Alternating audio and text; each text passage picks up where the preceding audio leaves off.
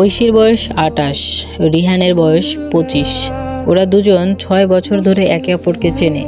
রিহান তখন ক্যারিয়ার শুরু করেছে আর ঐশী ছিল চাকরিতে প্রতিষ্ঠিত। ওরা দুজনেই জানতো তারা একে অপরকে ছাড়া ভবিষ্যৎ ভাবতে পারে না। একদিন ঐশীর বাড়ি থেকে বিয়ের জন্য চাপ আসতে লাগলো। বাবা বললেন, বয়স তো অনেক হলো, আর দেরি নয়। ঐশী কান্না ভেজা কণ্ঠে রিহানকে বলল, তুমি না বললে আমি অন্য কোথাও বিয়ে করব না। রিহান তাকে আলতো করে হাত ধরে বলল, আমাকে ৫ বছর সময় দাও। প্রতিষ্ঠিত হয়ে নিজের পায়ে দাঁড়িয়ে তোমাকে সম্মানের সাথে আমার বাড়ি নিয়ে যাব। ঐশী চোখ বুজে বিশ্বাস করলো, ঠিক যেভাবে সাগর নদীর ফিরে আসার আশায় থাকে। ঐশী অপেক্ষা করতে শুরু করলো। বন্ধুরা বিয়ে করলো, সংসার করলো, সে শুধু অপেক্ষাই করলো। রিহানের চাকরিতে উন্নতি, ব্যবসা বাড়লো, সংসারের দায়িত্ব নেওয়ার মতো হয়ে গেল। ঐশী প্রতিদিন ভাবতো আর কিছুদিন, তারপর সব ঠিক হয়ে যাবে। তাদের প্রেম কখনো কমেনি, বরং রিহান সফল হওয়ার সাথে সাথে ঐশীর গর্ব আরও বেড়ে গেল।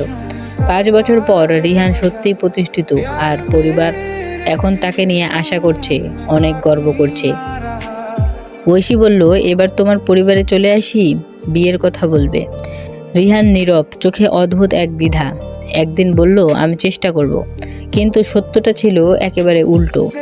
রিহান সাহস জোগাড় করে পরিবারের কাছে ঐশীর কথা বলল। প্রথমে বাবা মা হাসলো, তারপর যেন বিষ ঢালা শব্দে বলল, ২৭ বছরের মেয়ে, তুমি কি পাগল হয়েছ?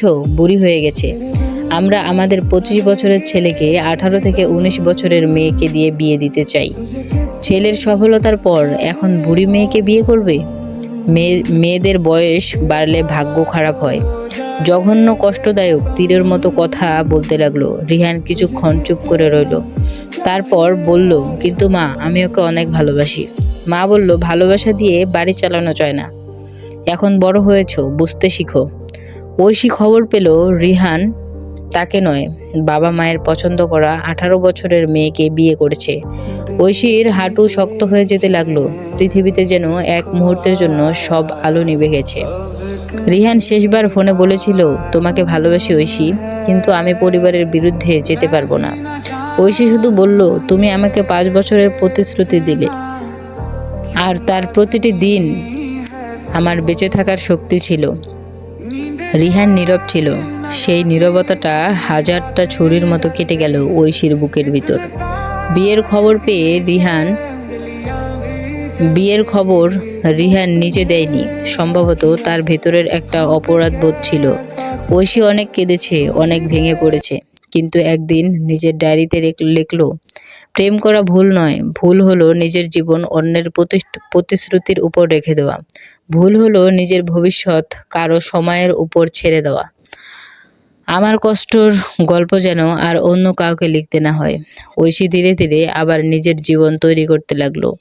নিজের প্রতি নতুন ভালোবাসা বানালো, কারণ সে বুঝেছে কিছু মানুষ শুধু নিজেকে প্রতিশ্রুতি দেয়, কিন্তু সেগুলো পালন করতে খুব কমই আগ্রহী থাকে।